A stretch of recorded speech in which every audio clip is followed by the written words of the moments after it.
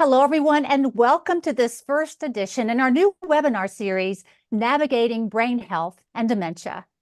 I'm Dr. Sandra Fryhofer, a Media Past Board Chair of the American Medical Association, and I'll be your host for today's session. This series is brought to you by the American Medical Association in collaboration with the Centers for Disease Control and Prevention and the Alzheimer's Association. Alzheimer's disease and related dementias are often referred to as ADRD. They significantly impact the U.S. population and our healthcare system overall. Dementia, with its gradual decline in memory, thinking, behavior, and social skills, affects a person's ability to function. Alzheimer's disease is dementia's most common cause. Currently, as many as 7 million Americans aged 65 and older are living with Alzheimer's dementia, but many cases of Alzheimer's and related dementias go undiagnosed.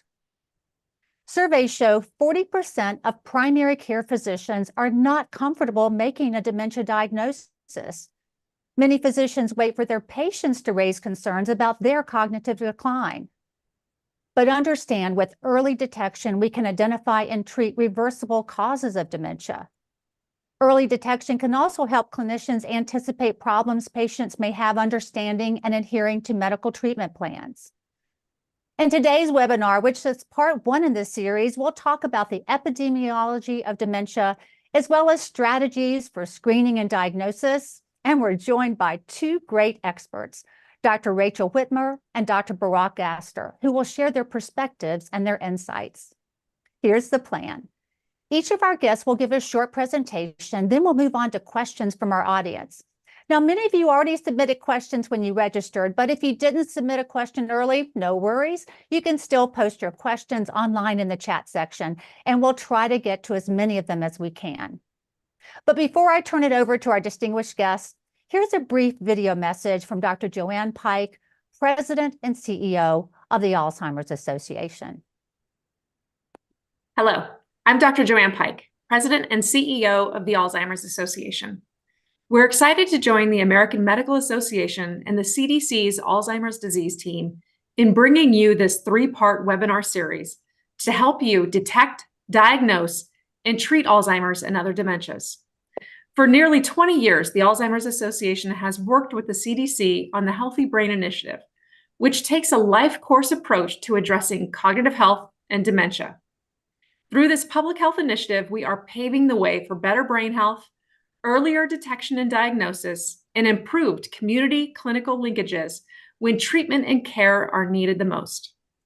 Nearly 7 million Americans are living with Alzheimer's today. As the size of the U.S. population aged 65 and older continues to grow, so too will the number and proportion of Americans living with cognitive decline and dementia.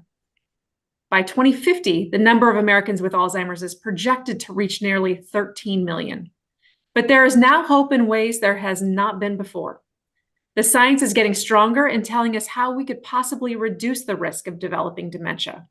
And in just the last few years, we have entered a new era in Alzheimer's and dementia, with FDA-approved treatments available for people living with early Alzheimer's. These treatments offer hope for more time, but they can only benefit people if they're able to access them, making your work more important than ever. As clinicians, you're on the front lines of an Alzheimer's and dementia landscape that is rapidly changing. On behalf of the people we serve, I want to thank you for participating in this webinar series. We look forward to supporting your continued education about Alzheimer's and all other dementia. Many thanks to Dr. Pike for sharing that important and heartfelt message. Okay, let's get started. We'll begin with the epidemiology of dementia. Our first presenter is Dr. Rachel Whitmer.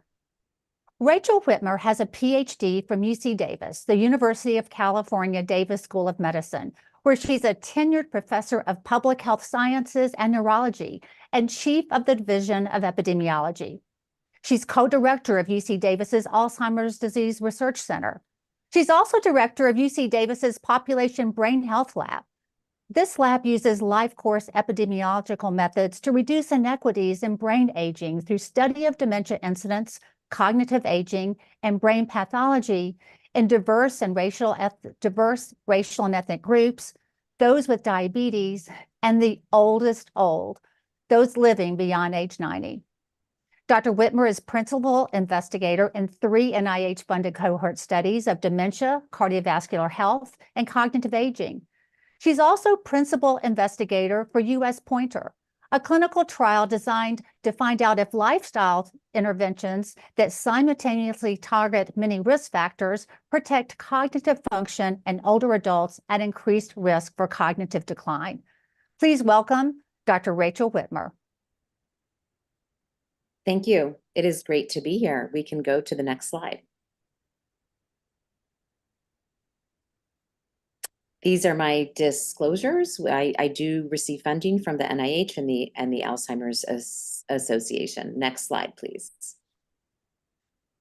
Okay, so today we're going to be talking about the epidemiology of Alzheimer's disease and related dementias, with a focus on populations that historically have been underrepresented in research.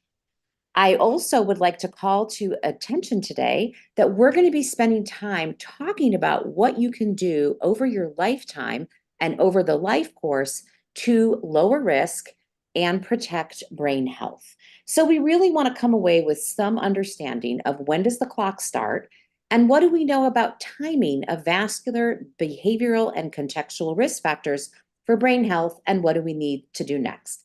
Next slide, please. So we know that when someone comes and shows signs of cognitive problems, that the processes that have happened in the brain that have led to that happen over many decades. So even though we often see changes and symptoms late in life, we know that this is the result of changes that happen over the life course, starting in midlife, possibly even earlier. Next slide, please. This is work that was done almost 20 years ago, and it seems really common sense. Why would a high BMI not be bad for dementia?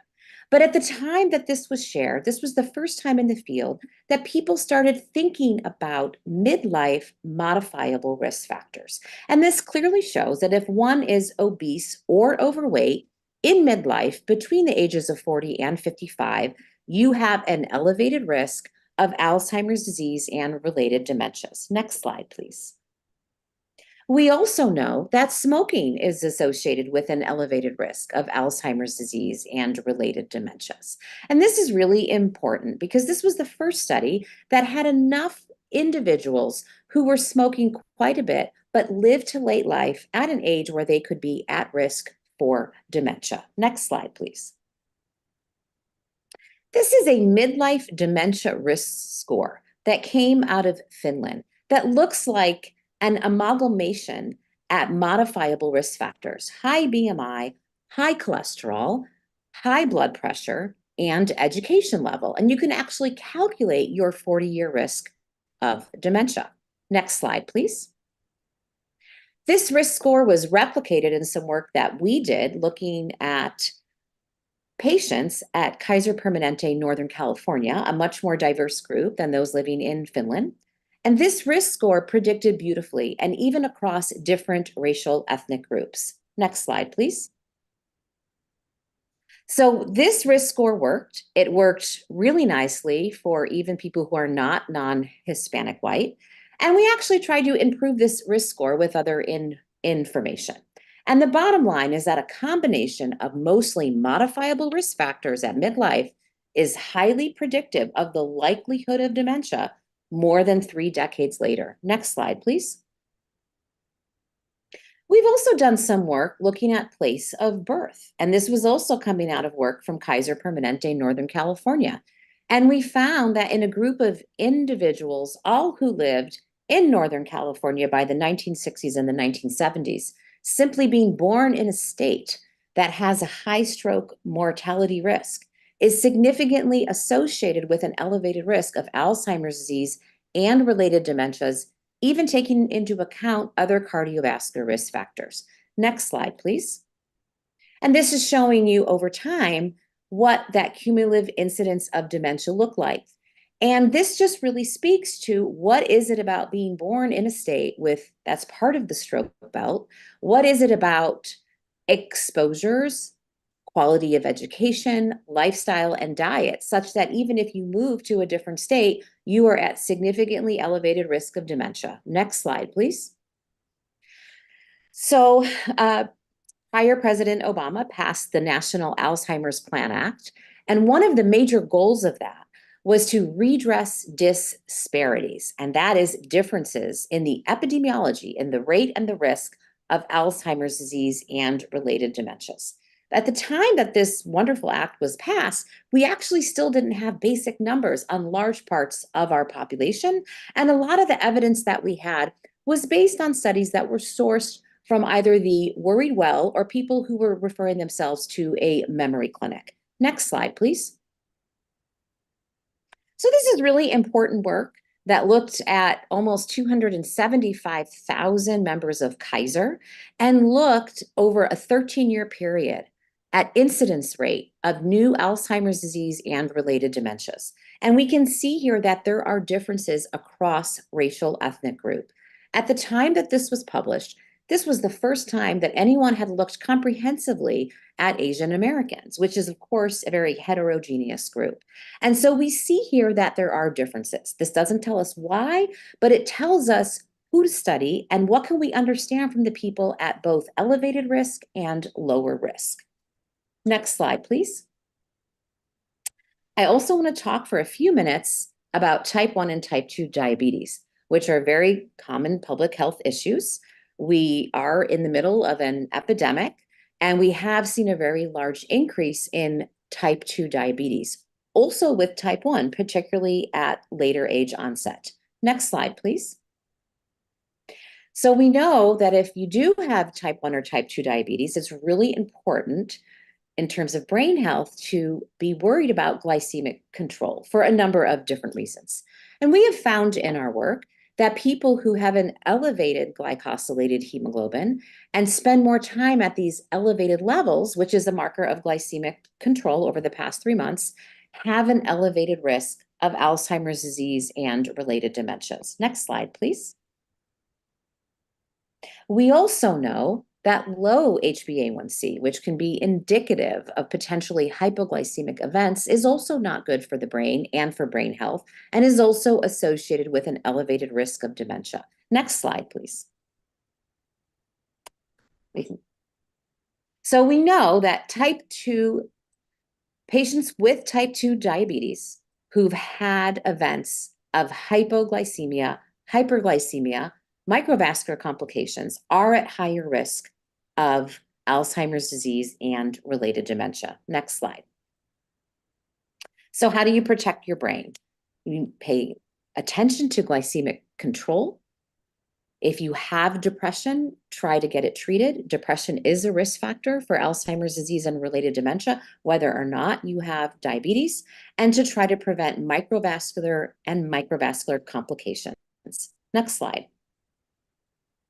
So this is just showing the life course. And again, people think about cognitive impairment and Alzheimer's disease and related dementias as something that shows up in old age, but we think about it as being emblematic of a lifetime of risk and resilience. Next slide, please. So we've done some work looking at risk factors that are identified even as early as adolescence or young adulthood. And this is a study of African Americans ages 50 and up called the STAR study. And we looked at who in adolescence and young adulthood and midlife actually have cardiovascular risk factors. And you can see that a number of our study do have these risk factors even in adolescence and young adulthood. Next slide, please. And we know that those that do have hypertension in young adulthood or midlife or adolescence have worse cognitive function later in life. And these same individuals are now being followed to look at the association with Alzheimer's disease and related dementia. And we see this story whether we are using the prior definition of hypertension or the more current definition, which is using cut points that we used to refer to as high normal. So keeping your blood pressure at a good level is really important to protect your brain. Next slide, please. So how can we look at risk factor change? Next slide, please. Well, I think it's really important to understand that this is something that happens over many decades. And we also know that the majority of people that are diagnosed with Alzheimer's disease also have evidence of a vascular pathology or vascular injury. So what does that mean? That means there's many different pathways. This is a multifactorial process, and there's many different things that can happen that can lead someone to a situation where they have cognitive impairment or dementia. Next slide, please. But we do know that 30% of dementia is attributable to modifiable risk factors. So we talked about midlife hypertension and midlife obesity, physical inactivity, diabetes, and depression, and low educational attainment. So I think this is important to keep in mind that we can change the story. Next slide, please. There was a famous study that got published a number of years ago called FINGER, which was a lifestyle intervention study, and it looked at 2 years of lifestyle changes, diet, exercise, cognitive training, and better management of vascular risk factors. Next slide, please. And what's wonderful about this study is that they found that lifestyle changes was associated with better cognitive function and less cognitive decline. But what was also wonderful is that these people continue to be followed up, and we see that they are at lower risk of incident new chronic disease. They are also at lower risk of a decline in daily activities of living. So we are seeing these legacy effects of this intervention that goes beyond just brain health and cognitive function. Next slide, please.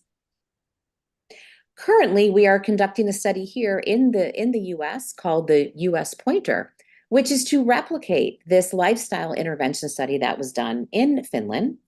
And we are one of the sites here at UC Davis, and we are looking at 2-year lifestyle intervention changes to see if this can be associated with improved brain health. Next slide. And we have both the self-guided lifestyle intervention as well as a more structured lifestyle intervention, really looking at health coaching, cognitive stimulation, nutrition, and exercise. Next slide, please. What's wonderful is that this work is not being done alone, and around the world, there are a number of lifestyle intervention studies going on to look at lifestyle as lowering risk of Alzheimer's disease and related dementia and protecting brain health. And of course, people live in different cultures and different parts of the world, and it's sort of like the same recipe, but with different ingredients. And we will, in a few years, have information from around the world from all of these different lifestyle intervention studies, and we'll be able to harmonize this data and answer questions about how you can protect your brain health. Next slide. So we're getting towards the end of our time, but I'd like to end with this positive message, which is that in the FINGER trial, those who adhered to the intervention at higher levels actually had the greatest benefit on brain health. They actually had the most protection against cognitive decline. So I think that's a really important message. Let's go to the next slide. I want to remind everyone that we're thinking about who is at greatest risk, the epidemiology, what's happening on a population level. But if you can even delay onset, you would have enormous benefits, both on a personal level for the patient and the family, on a societal level, and on a population level. So we need to think about things that we can do to not just maybe prevent, but even also delay. Next slide. So I will end with this, where I say brain health and lowering risk of Alzheimer's disease and related dementia is a lifetime goal. Thank you. Well, thank you, Dr. Whitmer, for your excellent presentation. Your research in this area is very impressive. We're now going to shift our focus to strategies for screening and diagnosis. And for this discussion, we turn to our second guest, Dr. Barak Gaster. Dr. Gaster got his MD from University of California, San Francisco, and then went to University of Washington for his internship and residency in internal medicine, and he stayed. Dr. Gaster is now professor of medicine at the University of Washington and director of the Cognition and Primary Care Program. This program designs training and tools to improve dementia care in the primary care setting. He's also a co-investigator at the University of Washington's Alzheimer's Disease Research Center. Dr. Gaster was a member of a Hastings Center work group that explored bioethical issues related to dementia. He was appointed by Washington State's governor to the Leadership Council of Washington State's Dementia Action Collaborative. Dr. Gaster also served on the leadership committee that's guided CDC's Healthy Brain Roadmap. Please welcome Dr. Barack Gaster. Thanks so much, and it is such a pleasure to be here with you today. And like Dr. Fryhofer said, I am a primary care doctor, and that is really, I come to this work very much in a practical way as a primary care doctor, figuring out how can we do a better job doing cognitive evaluations in the primary care setting. Next slide. And so I want to start with a case, a very, very common situation that is really actually the spark that got me interested in dementia 7 years ago as a primary care doctor. So an 82-year-old woman comes to her annual wellness visit who is really quite healthy, but happens to mention to you that she's been worried about her memory. And I can't tell you how many times I really felt stuck of like, gee, what do I do in a situation like this? Next slide. And this is just an example of just the many kind of ways that a cognitive concern can come to light, where a patient or a family could bring up a concern. You could do a short, brief cognitive screening test as part of your annual wellness visit, or you just as a primary care provider might start noticing that a patient who has always been very on top of things is starting to miss appointments, or your staff might notice that they come to the front desk at the wrong time for their appointment, things that really should make you think, gee, there could be something going on. And all of those sparks, all of those red flags really should lead to an evaluation of somebody's cognitive function, which in so many ways really does need to happen in the primary care space because specialists just do not have the access to evaluate all of those people who have those concerns. Health systems need that efficiency of the primary care provider on the front lines. And it's really what our patients want too. That the patients want the trust and the convenience that hopefully it is a primary care provider that they have developed a connection with over the years, who they trust, and they want the convenience of going to their primary care clinic to get that evaluation. Next slide. And so that's really what the Cognition Primary Care program is all about. Like I mentioned, it's really creating a framework for which an acceptable, efficient, and accurate path to do evaluation of cognitive concerns in the primary care setting. Next slide. And this is very much based on the Gerontological Society of America's KAER toolkit, the CARE toolkit, which we adapted with funding from the CDC and the Davos Alzheimer's Collaborative, that really starts with sort of being aware, and that when these concerns come up, it's just so important to really make a decision of how worried of a flag is this. And here I would really point you to a really wonderful document that the Alzheimer's Association has developed called the 10 Warning Signs, that begins with the concept of what are the normal changes in aging, which might be somebody's misplacing their keys more often, forgetting why they came up the stairs, taking a little bit longer to remember somebody's name, but later it comes to them. And so it's so important that those are the things that really freak people out, that really can be the core cause of their concern. But those are all normal changes with aging. Next slide. And really thinking about how different that is from the really serious warning signs. So somebody forgetting something that just happened, which is most often comes up as repeating the same question 30 minutes later. So changes in their short-term memory, harder to do a complex task that used to be easy for them, executive function, or suddenly unsure of where they are in a place that they've been to often, such as being disoriented in a building that they should know well, sort of disorientation in visual spatial those are the things that really are different than normal aging. And really any of those things are big red flags that really must lead us to do a cognitive evaluation. Next slide. And so I want to sort of highlight the website that we have for the Cognition Primary Care program, which is cognitionprimarycare.org, where we have a one-pager that is adapted that 10 warning signs that you can use in your clinical practice. Next slide. And so back to the case that you do sort of ask a little bit more, sort of what is making you concerned. And if the person is really saying, I'm really having trouble keeping things straight, things are just not right. It's more than just misplacing my keys, but I really am struggling and I'm forgetting things and not remembering them later. That is really a big sort of red flag. Next slide.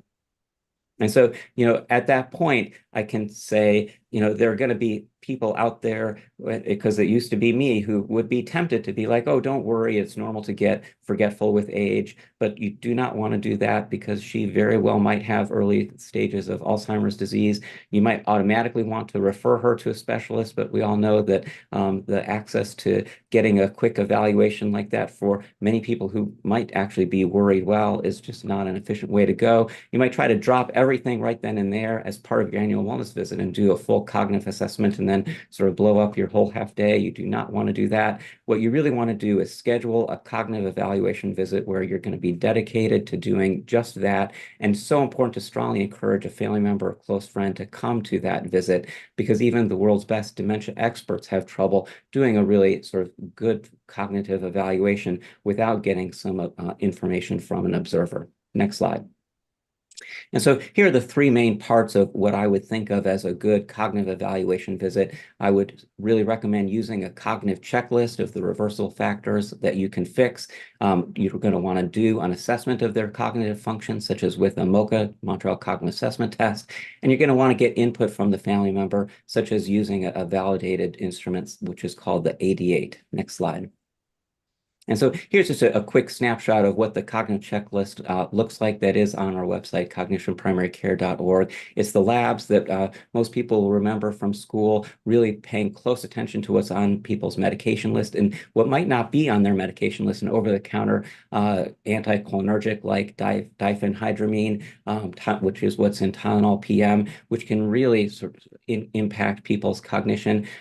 Really making sure to ask about people's alcohol intake, because even mild to moderate drinking can really start to impair cognition once people go into their 70s and 80s, and thinking about comorbidities that you can treat that really can be affecting people's cognition, like sleep apnea, hearing loss, and depression. Next slide. And so here's just a snapshot of the checklist tool that we have on cognitionprimarycare.org that's very easy to make into like a quick smart text for your EHR to use when you're doing a cognitive evaluation visit. Next slide. And so when you're doing this cognitive evaluation, you're going to really put two items together. You're going to put the component of the cognitive test, such as a MoCA test, together with input from a family member or close friend. Next slide. Next slide. And so here's just a quick sort of view of what the Montreal Cognitive Assessment looks like. It's not the be all and end all. That I really do hope that we develop better cognitive assessment tools in the next few years. But for right now, I would really point to the MoCA as probably the best validated tool for identifying especially mild cognitive impairment in the primary care setting. Next slide. And then you're going to put that together with input from a family member or observer. And so the three key questions that I would try to have in mind to ask that family member or close friend is, does somebody seem to be repeating the same question 30 minutes later? Are they losing the ability to do a complex task? Are they getting disoriented in a familiar place? And you might want to try to remember those three questions or have them in a smart phrase in a checklist. Or also a very good place to start that interview to kick off a conversation like this is to use a validated 8-item questionnaire, which is called the AD8, which is easily available on the web as well. Next slide. And here's just a snapshot of what that AD8 questionnaire looks like. This is the top 3 questions on that 8-item questionnaire that is really handy to sort of give you a structured way to do that interview with the observer or family member. Next slide. And so you're going to then put that together. You're going to put the MoCA test result together with the family input. And let's say that somebody's MoCA score is for sure abnormal, but it's not crazy low. And the observer is noticing worrisome changes, like, yes, they are asking the same question 30 minutes later, but they are still fully independent in all of their activities of daily living. So that is a diagnosis of mild cognitive impairment. Next slide. And then that is very different than if somebody, say, has a much lower MoCA score, and yes, the observer is noticing worrisome changes, but they are also saying that they're having trouble with activities of daily living, like sort of cooking or driving. Once you're starting to get to the point of losing independence with activities of daily living, that is a diagnosis of dementia. Next slide. And so here's just a schematic to show on the top, there is the general progression of how somebody is actually functioning in the world from normal aging to mild cognitive impairment, to then losing the ability to do activities of daily living, which is dementia. And then below that is the Venn diagram that alludes to what Dr. Whitmer was talking about, of just how most of the time, the pathophysiology that is causing these changes in people's cognition is most often multifactorial, with Alzheimer's, though, being the most common type. Next slide. And so just to talk a little bit more about mild cognitive impairment, again, this is when somebody's MoCA score is low, but not super low, but their activities of daily living are intact. That is a diagnosis of mild cognitive impairment. It is so important to understand that mild cognitive impairment does not necessarily mean the beginnings of dementia, that this is not necessarily pre-dementia, because about 30% of people with mild cognitive impairment do not progress to dementia, yet 70% do progress. And so it's so important that this is a moment to really sort of make a difference in people's cognition, because these are the points where in primary care we can really help people to maintain their brain health and help them stay in that 30% of mild cognitive impairment that might not progress to dementia. Next slide. But it's really also important to understand that a lot of times this evaluation might end up being somewhat in the middle. So your evaluation might be like, yes, this is not completely normal, but it is sort of only a little bit abnormal. And so it's a little bit hard to exactly know what's going on. And so this is the point where you're going to want to either be sure to repeat the evaluation in 6 to 12 months, refer somebody to full neuropsychological testing, or if you have the availability to refer them to a specialist such as a cognitive neurologist or a geriatrician to get further evaluation. That's also another great step. But either way, this is the moment, as Dr. Whitmer was alluding to, where primary care can really take the reins and really make a difference by going through the brain health checklist. Next slide.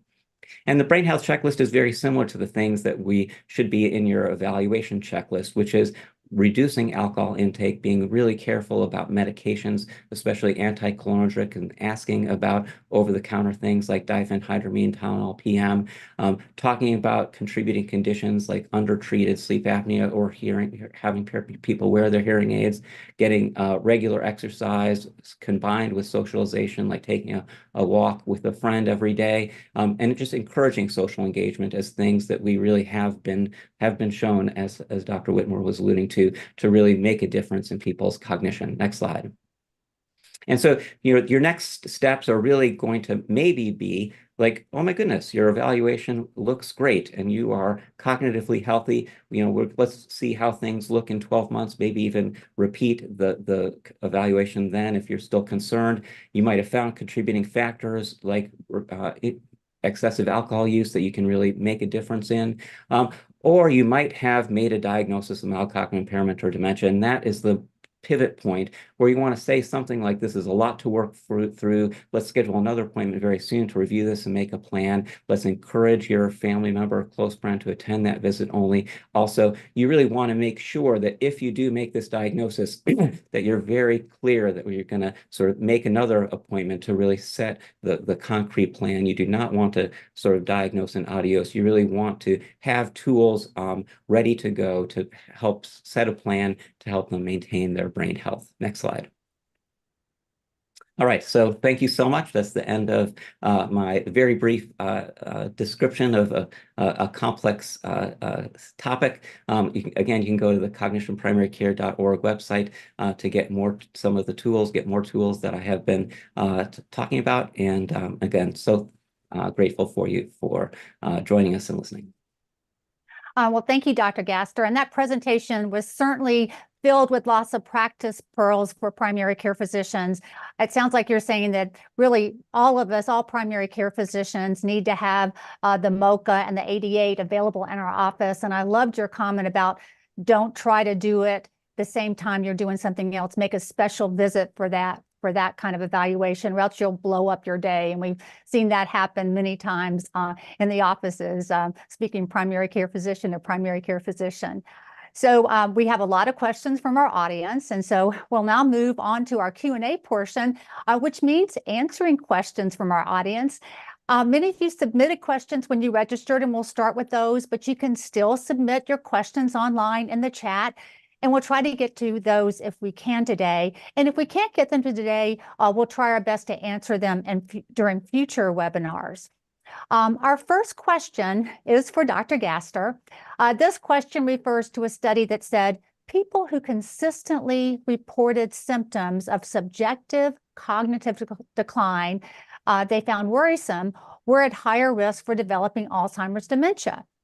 Yet the Behavioral Risk Factor Surveillance System survey found that of the 10% of Americans age 45 and older who reported subjective cognitive decline, 54% of them had not consulted a healthcare professional.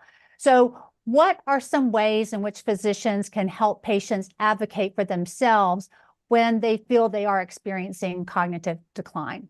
Yeah, and for there, I would really sort of like champion the Medicare annual wellness visit. You know, I mean, that is the moment where it's so important for primary care to be sort of asking a question, you know, and that's like that is like the required question that's on the part of the health assessment of are you having a concern about your memory or your thinking or somebody around you, and that is really making sure that when somebody answers yes to that question, sort of that is not something to be sort of like swept aside or ignored. It's so important to sort of grab that and like let's talk about that more and understand it. And you know, and that's where the 10 warning signs of Alzheimer's can be so helpful.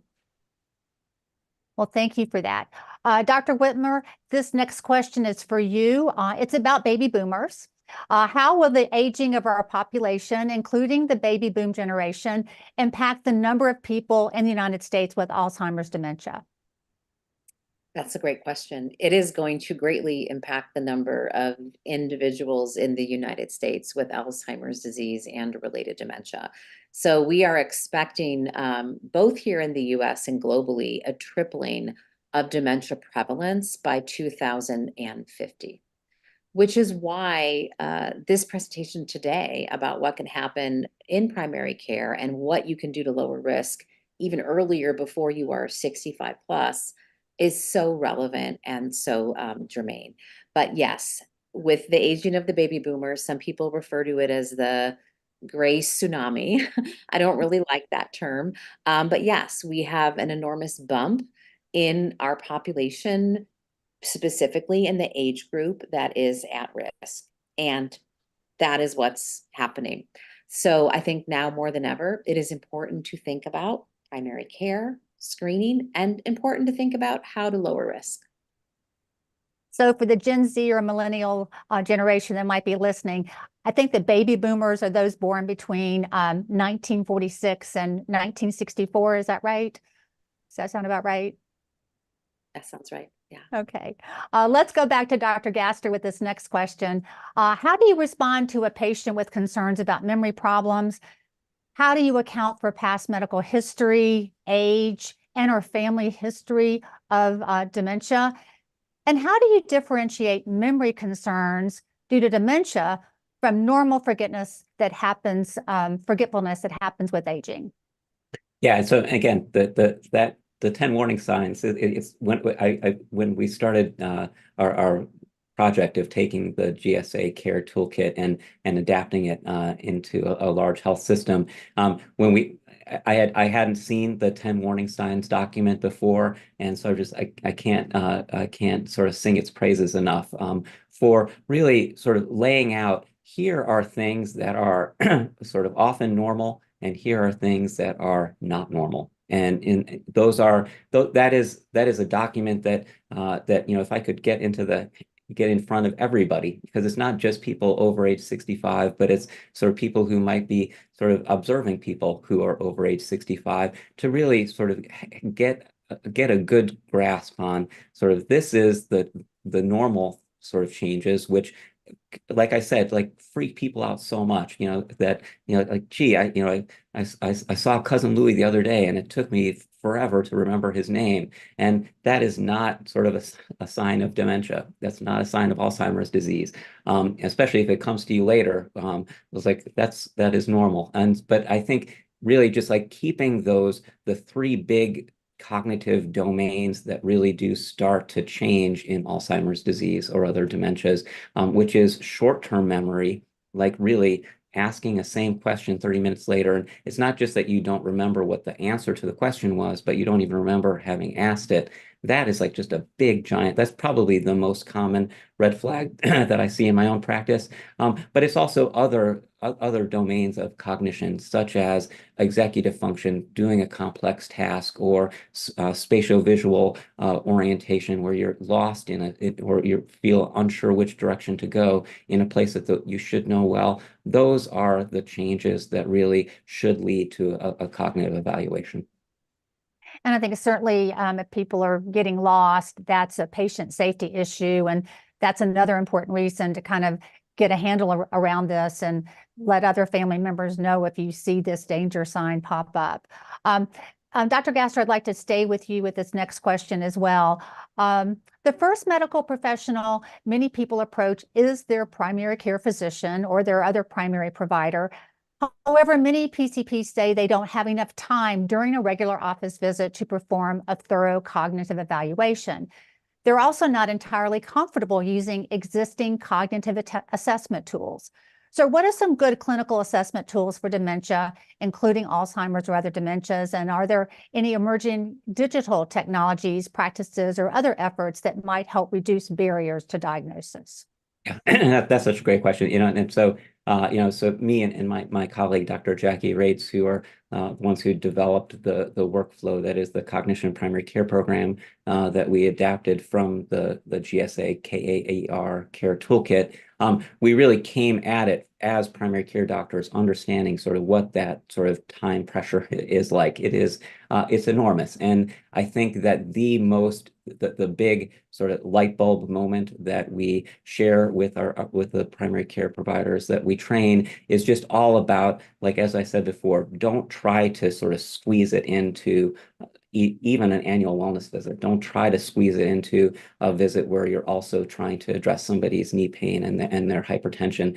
You really want to do a visit that is dedicated to doing a cognitive evaluation. And if you do that and you do it a few times, it really can fit into a standard primary care visit. And in terms of what tool to use at that point, again, Dr. Rates and I, we really examined all of the tools that are out there that can fit into a primary care setting. And the MoCA test, the Montreal Cognitive Assessment Test, really is the best validated tool to use in that setting, because what we really want is a tool that has a high sensitivity for identifying mild cognitive impairment, because that's really the phase of Alzheimer's disease or related dementias where you really can make the biggest difference in people's brain health. And so we really wanted to choose a tool to recommend that had high sensitivity for identifying mild cognitive impairment, and the MoCA test is probably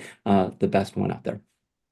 And then you said in your presentation to repeat it like 6 months to 12 months later, so you'll see what direction they're going. Absolutely. And, it's like, it's also really important to say that, this is not like necessarily a one and done evaluation, that it is so often a process of following somebody over time, which is, what primary care does best. That I think that's what that chronic disease management model, where, you might have the beginnings of diabetes, and, let's work on diet and exercise and see you back in 6 months. That's exactly the same model that we can be using for somebody who might be having cognitive concerns and who might have an equivocal finding on that cognitive evaluation, where you're going to then maybe refer them on for further testing, but at the very least, make sure that they're now on your radar. So 6 to 12 months later, you can repeat that evaluation, and you have 2 time points, which all of a sudden is a really powerful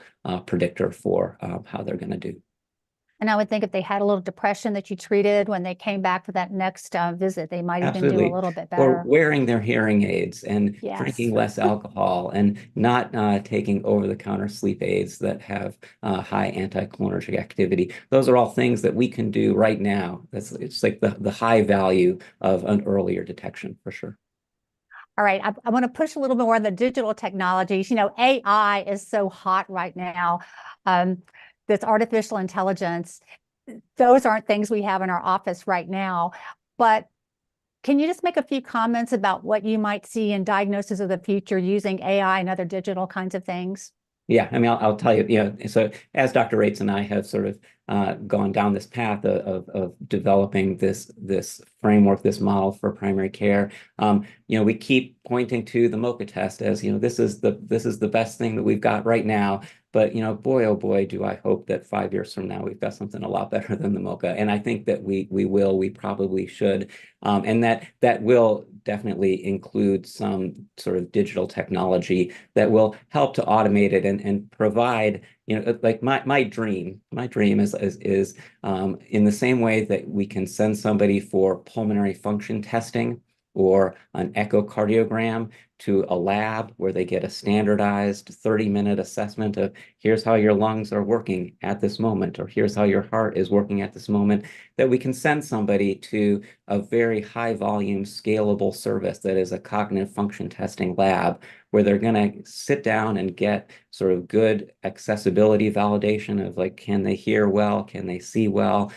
What is their language proficiency? And then we're going to be able to do a validated 30-minute test that's going to be so much better than the MoCA, but it's going to be so much more scalable than what we currently have, which is a 2-hour neuropsychological evaluation. Well, let's hope that those AI developers are listening and will come back with something for us for the future. I want to go back to Dr. Whitmer for this next question. The 2020 Alzheimer's Disease Facts and Figures Special Report says there's an insufficient number of specialists to meet patient demand, particularly in rural areas. Also, by year 2025, at least 20 states are estimated to be dementia neurology deserts, with fewer than 10 neurologists per 10,000 people. So what are the consequences of this workforce shortage on both physician burnout and patient care outcomes, and how can we address them? Yeah, thanks for that question. It's something we're talking about all the time here, and we often talk about this absolute desert. And so that really comes back to the role of adult medicine and primary care as being the first place to understand what is happening. We are in the midst of a behavioral neurology desert. And of course, as you mentioned, rural areas are one of the underserved areas. I think what we learned during the COVID pandemic, at least in terms of our clinical research, but also our clinical care, is that there are things one can do remotely. And so in terms of meeting the needs of our underserved populations, in particular those in rural settings, I think there are other tools out there to make connections and make assessments. In our clinical research, we really try to meet the participants where they are at. We don't require people to come into our setting. And I think this is something we can think about with clinical care as well. But I think as we all know here on the phone call, telehealth and telemedicine is so important for finding ways to bridge those gaps and getting to people. Some of these underserved rural areas are the pockets where people could be at highest risk. So I think this is something that we need to take on, in terms of who we are as clinical researchers and people who are delivering clinical care. I'm not sure we're going to be able to bridge the gap in clinical neurology specialists. We do have a desert. We do have an aging of the baby boomers. But I think this is also an opportunity to talk exactly what we've heard from our guest today, Dr. Gaster, which is that this is something that's going to come back to primary care. And so for us to meet this public health need, and it is a rising public health problem, with the aging of the baby boomers, we can't only rely on behavioral neurology. We need to be talking about this in a primary care setting in terms of screening, in terms of prevention, in terms of risk reduction. So yeah. So you mentioned telemedicine, and I found that with some of my older patients, just dealing with the going through a telemedicine visit is sort of complicated. Now, during the pandemic, we've been able to start using the audio only. How do you see that? Whether it's audio only or having to use the video part as part of the telemedicine solution to this? Well, I think the more modalities, the better, right? So hearing impairment is so common. So of course, if you can have someone who can do more than the phone, who has an iPad, or they can turn on the video on their phone, or has a computer, that of course is so much better.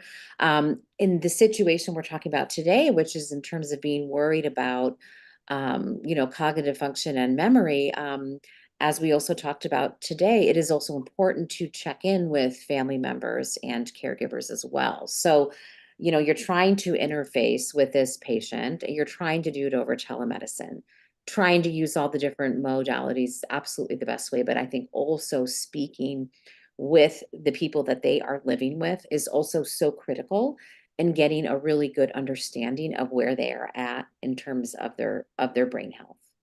And they might need a little help getting connected on the telemedicine. So, Dr. Gaster, this one's for you. Is it always necessary for a patient to see a specialist for accurate diagnosis? Can a primary care physician diagnose dementia? What's your take on screenings being conducted in community settings by public health staff? Yeah, so there's a lot to unpack there. So what I would say is, in an ideal world, yes, everyone would see a cognitive neurologist. But I also, am aware in my own practice that there are a lot of patients who do not want to see a cognitive neurologist. That they really want to stay with their primary care provider, who they sort of know and trust, and they may be sort of having difficulty really sort of accepting the fact that they are sort of having changes in their cognition. And so I would say that it is not essential that everybody see a specialist. I think that with good training, primary care can do a good job, especially for more kind of garden variety, sort of Alzheimer's disease phenotypes, where that primary care absolutely can make it is making this diagnosis all the time. And the question is sort of, what is the role for community-based screening? Absolutely, good. I think the more that this is in the conversation, that is not just in the primary care doctor's office, but in the community center and other places where people are sort of interacting, because there are lots of people who never go to their Medicare annual wellness visit. And so we really do need to be thinking broadly of, like, how can we help to identify people who may be struggling and get them to an evaluation. And so if community-based screening is a way to get there, then that's absolutely sort of important. But it's also important to realize that there's just going to be so many ways in which the concern might come up, and we just need to be sort of open and ready to act on any of them.